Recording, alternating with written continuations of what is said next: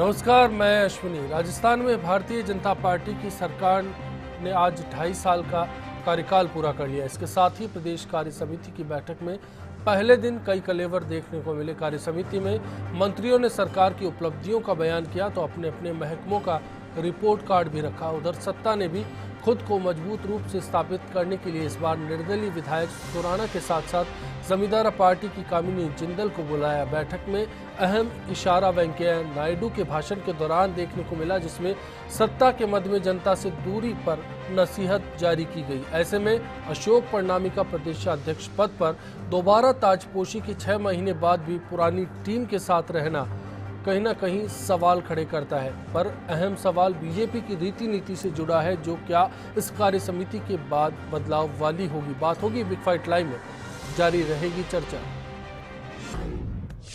और इसी के साथ रुख करते हैं बिग फाइट लाइव में आज के सवाल का, जिसके जरिए आपकी राय का इंतजार रहेगा कि क्या बीजेपी संगठन में फिलहाल खाना पूर्ति चल रही है। firstindianews.com पर आप अपनी राय हम तक पहुंचा सकते हैं या फिर फेसबुक और ट्विटर पर बता सकते हैं कि इस सवाल पर आप क्या राय रखते हैं। आलोक भारद्वाज जी, सबसे पहले आपसे मुखातिब होते हुए जानना चाहते हैं कि कार्य समिति के मायने इस बार के लिए क्या है कि सत्ता की उपलब्धियों का बखान किया जाए और संगठन हाशिए पर चला जाए। ऐसा कुछ नहीं है अश्वनी जी कि सत्ता और संगठन में ना तो कोई मतभेद कभी था, न कभी है, न कभी रहेगा। ये सब प्रचारित किया जाता है, ऐसा कुछ भी नहीं है। मतभेद वाला सवाल नहीं था। नहीं, आप जैसा आपका सवाल पे ही मैं कर रहा हूँ ना, आपके सवाल का पर्याय ये होगा ना, आप ये कह रहे हैं कि भाई संगठन हाशिए पे। हाशिए का तो मतलब ये होना, हाशिए पे संगठन कभी नहीं रहा। सत्ता में जो भी हैं वो भी संगठन के ही व्यक्ति हैं। संगठन से ही संगठन पार्टी एक हमारा पार्टी एक परिवार की तरह है और उस परिवार के सभी सदस्य हैं, उसमें से चुन के जो सत्ता में आया तो वो संगठन का ही स्वरूप है।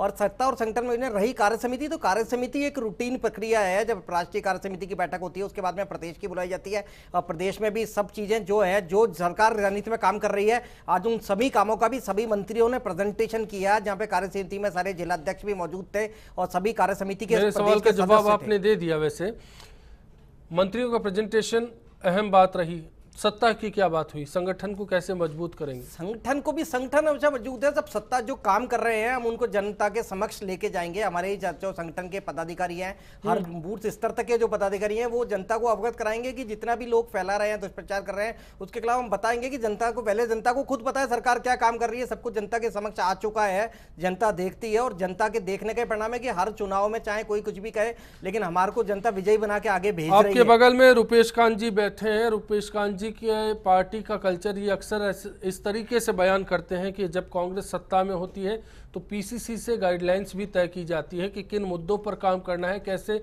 जनता के बीच जाना है, मंत्रियों को कहां किस जन समस्या पर ख्याल रखना है। लेकिन आपकी पार्टी में कुछ अलग हो रहा है। रुपेश कांत जी, क्या इस बार सत्ता हावी है संगठन पर बीजेपी में? देखिए, प्रदेश में जो हालात हैं, 2.5 साल निकल चुके हैं सरकार के, हर वर्ग, चाहे जनता हो, चाहे विधायक हों, चाहे मंत्री हों, सब हैरान परेशान हैं। या आपको लगता है हमारे मंत्री हैरान परेशान है? ये तो आप कह रहे हो, आपके कहने से थोड़ी हैरान परेशान होगा। नहीं, सामने है। देखो ना, प्रदेश प्रभारी छोड़ के भाग गया और फिर आज खबर आई कि साहब दोबारा ज्वाइन हो गए गुरदास कामत जी ने। कभी तो आपके मुद्दे भाई, आप मुद्दे की बात करो, एक बार बात पूरी हो जाने दीजिए, फिर आ जाइए। 7-8 दिन से आपके मंत्री जिले के दौरों पर गए, सरकार की जो उपलब्धियां थी वो बताने, वहां क्या हुआ वो सबके सामने है। कार्यकर्ताओं ने खरीखोटी सुनाई, ये भी सबके सामने है। तो जो सरकार का जो दृष्टिकोण, सरकार का पूरा जो कार्यकाल है वो सबके सामने है। जनता दुखी है, खुद आपके विधायक दुखी हैं, गाए बगाए असंतोष के स्वर आते हैं जी। ये तो रुपेश जी आपका कहना है विधायक दुखी हैं, पता नहीं आप ये किससे कह रहे हैं? विधायक मैं नहीं कह रहा हूँ, ये वो खुद कह रहे हैं। किसने आपसे जो आपकी प्रतिक्रिया आती हैं, जो बैठकों में आपके जो विधायक दल की बैठक होती है उसमें ये सब बातें खुल के सामने आती है। आप विधायकों पर दबाव डालते हैं। आज भी कार्य समिति की बैठक में विधायकों पर दबाव डाला कि वह कोई भी बाइट नहीं दें, पत्रकारों से बात नहीं करें। तो ये क्या है? कोई प्रावधान नहीं। आप खुद ही सेफ नहीं है, आपको खुद को लगता है, आपके खुद में इस बात को लेकर शंका है कि विधायक में संतोष है, इसलिए आपने उनको मना किया कि कार्य समिति के बाद कोई भी विधायक जो है प्रेस से बात नहीं करे। ये कौन कह रहा है? मतलब ऐसा कहने का, आपके कहने से थोड़ी विधायक का मना किया, आप अपनी मर्जी से कुछ भी अगर। चलिए, मैं मुद्दे पर आता हूँ। कहीं ना कहीं हम मुद्दे से भटक रहे हैं कि कार्य समिति के मायने क्या होने चाहिए और उसी मायने के मुताबिक सत्ताधारी दल की अगर कार्य समिति हो तो क्या राजस्थान की उम्मीदें पूरी हो सकती है? ओम सैनी जी, आपका रुख करते हुए जानना चाहूंगा, बीते दिनों इलाहाबाद में हमने देखा कि संगठन को मजबूत बनाया जाएगा, काफ़ी कुछ बातें हुई, किस तरह से आगे मंत्री काम करेंगे इसकी रूपरेखा तैयार हुई और किस तरह से काम किया जाना चाहिए, इस बात की सलाह वरिष्ठ नेताओं की ओर से दी गई। क्या राजस्थान की कार्यकारिणी उसी लीक पर रही या फिर इस बार कुछ लीक से हटकर हुआ? देखिए, जिस तरीके से बातचीत होनी चाहिए थी इस कार्य समिति में, उस तरीके से बातचीत नहीं हुई। मुख्यमंत्री की अगुवाई में जिस तरीके से मंत्रियों ने अपने प्रेजेंटेशन दिए, और प्रेजेंटेशन में कहीं भी ये चर्चा नहीं हुई कि सामान्य जन क्या सोच रहा है, सामान्य जन किस तरीके से रिएक्ट कर रहा है। सिर्फ अपनी उपलब्धियों की बात बता करके कि साहब हम लोग इन चुनावों में, पंचायत चुनावों में और दूसरे चुनावों में विजयी हो गए हैं, राज्यसभा में विजयी हो गए हैं, इनसे जनता की समस्याओं का पता नहीं लग रहा। जिन बातों को लेकर के भारतीय जनता पार्टी का शासन राजस्थान में आया था, स्वराज संकल्प यात्रा से लेकर के आज तक का 2.5 साल का दृश्य देख लीजिए। बेरोजगारी का आलम क्या है कि अभी परसों ही आंकड़े जारी किए अखबारों ने कि कितने वादे किए थे और कितने लोगों को नौकरियां मिली है। महंगाई का जो सिलसिला था वो बिल्कुल आसमान छू रहा है। टमाटर 70 रुपये किलो बिक रहा है। सामान्य आदमी इस बात को गौर करता है। पानी की समस्या को लोगों ने भुगता है किस तरीके से, और वही मंत्री वहां पर अपने उपलब्धियों के डंके बजा रहे थे। तो वो जो बाहर से लोग आए उनको तो निश्चित रूप से लग रहा होगा कि बड़ा अच्छी बात है और सब कुछ हो रहा है। और जिन लोगों, जो मीडिया इन सब सवालों को अगर जानना चाहता है तो उस पर जो खामोशी का एक ताला लगा दिया है, और संगठन या सरकार दोनों का जो एक भय उपस्थित हुआ है, जिससे कि लोगों को बोलने से रोका जा रहा है। ये बीजेपी के लिए आम धारणा में कहा जाता है, बीजेपी नेता बोलते हैं party with difference. Bharatiya Janata party इस तरह की पार्टी नहीं थी। लोग बोलते थे, हमने सुना है, जनसंघ के जमाने से सुना है कि किस तरीके से लोग खुल करके बात किया करते थे, लेकिन अब वो उस तरीके से बात नहीं। मुख्यमंत्री नाराज ना हो जाए, या प्रदेश अध्यक्ष नाराज ना हो जाए, या केंद्रीय नेता नाराज ना हो जाए, तो स्ट्रेटेजी और रणनीति की तहत सारी चर्चाएं हो रही है। जबकि खुल करके बातचीत होनी चाहिए। तो सब तकलीफें जो लोग महसूस कर रहे हैं, जो विभिन्न टाइम पर संभागों में जाकर के मुख्यमंत्री ने भी देखा है, मंत्री भी देख रहे हैं, अगर वो सारी तकलीफों को अगर समान रूप से लोगों के सामने आज चर्चा करके और उनके हल करने की बातें होती कि तत्काल हम क्या कर सकते हैं, 2.5 साल निकल गया है और आने वाले 2.5 साल में कैसे किया जा सकता है। आपने फिर आज वही वादा दोहराया कि कांग्रेस ने इतना उधार छोड़ा था।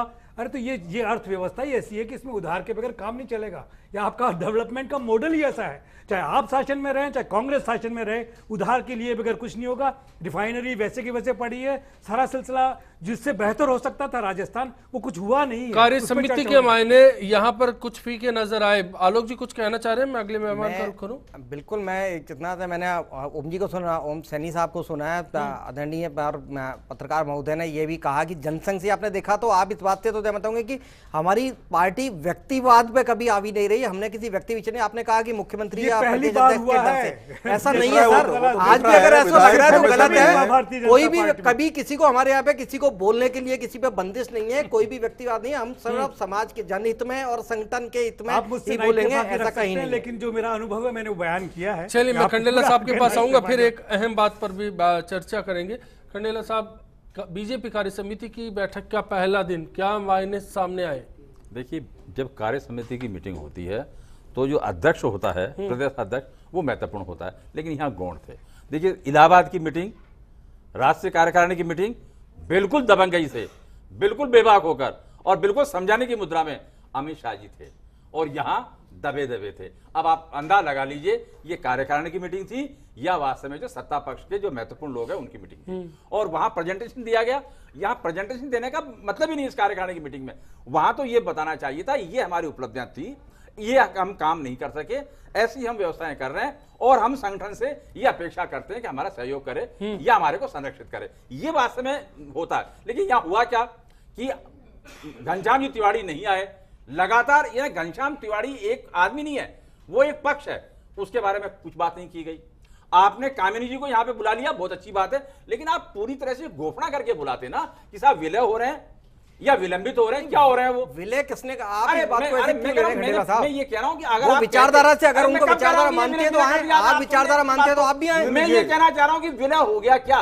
ये अगर हो गया तो उनको माननीय के रूप में बुलाना चाहिए था, नहीं तो आलोक नहीं जी, बुलाना चाहिए था। मैं इंटरप्ट करना चाहूंगा, खंडेला साहब इंटरप्ट करना चाहूंगा। क्या कामिनी जिंदल का आना सामान्य प्रक्रिया आप कहेंगे कार्य समिति में? किसी को भी आप शामिल कर लेंगे, खंडेला जी को शामिल कर लेंगे आप? मैं ये राज्यसभा चुनाव के तहत जो समझौता किया गया था उनसे बुलाया गया। अगर वो विधायक है, जनता की प्रतिनिधि, उन्होंने राज्यसभा में भी हमें सहयोग किया था, जनता वो आगे आते क्या जरूरत है? अगर वो विचारधारा से होकर अगर आ रही है तो उसमें गलत क्या है? आप मुझे बताइए कि उनका आना क्या गलत है? मानक सिंह जी खुराना को बुलाना गलत था, मैं ये कहना चाहता हूं। विचारधारा क्या होती है आज की तारीख? विचारधारा वो आपकी सोच, वो आपकी समझ, वो आपकी योजना, वो आपकी परियोजना केवल एक है, यानी हम जनता की कुछ नहीं सुनेंगे और हम दबंगाई करेंगे और हमारा शासन है और हम उल्लू जुलू बात करेंगे, उसका विरोध नहीं करेंगे। चलिए चर्चा निकली है। रुपेश कांत जी, क्या आपसे भी जानना चाहूंगा, कामिनी जिंदल की मौजूदगी हो या फिर मौजूदगी हो माणिकचंद सुराणा की, या गैर मौजूदगी हो घनश्याम तिवारी की, क्या कोई फर्क पड़ता है सत्ता को, राजस्थान की सियासत को? नहीं, कहीं कोई फर्क नहीं पड़ता। ये तो अपने हिसाब से चलते हैं। कामिनी जिंदल को किसी दूसरे दल की हैं, उनको किस उससे बुलाया गया, या तो राज्यसभा में उनके दल ने उनको समर्थन दिया, राज्यसभा के दौरान क्या समझौता हुआ भाजपा उनके बीच में, उन्होंने दिया नहीं। तो ये बात तो जनता के सामने आनी चाहिए कि भाई क्या आपने, क्या राज्यसभा चुनाव के दौरान आप में क्या समझौता हुआ, क्या बात हुई, क्या नहीं हुई, वो मामला है। अश्विनी जी, ओम सैनी जी, सियासी मायने क्या होंगे? बिल्कुल यही मैं कहना चाहता हूं कि कार्य समिति में विशेष आमंत्रित के रूप में कोई भी आ सकता है।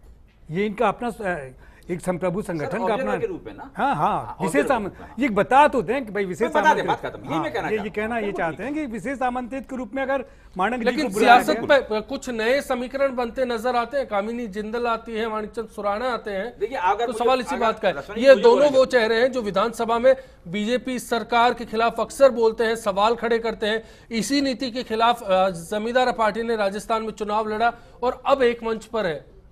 इससे लग ये रहा। एक सेकंड सैनी जी, देखिए उसके पहले इनकम टैक्स का क्या, डिपार्टमेंट का क्या हुआ, कामिनी जी के पिताजी के साथ में क्या हुआ, उसके बाद में वो मजबूर हुए, मजबूर होने के बाद में वहां पर राज्यसभा में वो आए और वहां पर जना वोट दिया और अल्टीमेटली जाकर अब ये क्या कर रहे हैं, अब ये कह रहे हैं हम पूरी तरह आपके साथ हैं, आप हमारा संरक्षण करिए। ये क्या लोकतंत्र है? ये विलय है या जो है वो हृदय परिवर्तन है? समझौते की राजनीति, हैमरिंग है। अगर आप ऐसा नहीं करेंगे, ये संदेश दिया जा रहा है, अगर जो विरोध कर रहे हैं उनके साथ में हम ऐसा ही करेंगे, ये बात यहाँ पे कही जा रही है। और मैं दूसरी बात ये किस तरह का प्रेजेंटेशन है? बिल्कुल नहीं, इसमें एक बात और जोड़ी जा सकती है कि अगर वो लोग जो जनता से वायदे करके आए, अपने अलग छवि बना के आए और जिस तरीके से समर्पित किया उन्होंने, अगर पूछोगे तो हम ये करेंगे, अपने आप में आश्चर्यजनक। खंडेला जी, आप तो हर बार क्या नकारात्मक पे ही रहते हैं, आपको कमियां निकालनी है, तो पूछो क्या? अब आपने कामिनी जी के पिताजी का और कामिनी जी से क्या मतलब है? आप दब कर रहते हैं, आप गुलाम की तरह रहते हैं, आप सामंतों के सामने सवाल इस बात का नहीं है। वंदना के साथ में मानचंद खंडेला साहब, अब मैं ब्रेक पर जा रहा हूं। ब्रेक के बाद जब लौटेंगे वेंकैया नायडू के आज के भाषण का जिक्र करेंगे, जिसमें नायडू ने साफ तौर पर सत्ता और संगठन दोनों को सीख दी और कहा कि जनता के बीच में जाइए, बहुमत दिया है, हिसाब मांगेगी जनता, तब क्या कीजिएगा। क्या ये किसी बड़ी बात का इशारा है और राजस्थान में सत्ता और संगठन क्या सच में सत्ता के नशे में चूर है? ब्रेक के बाद।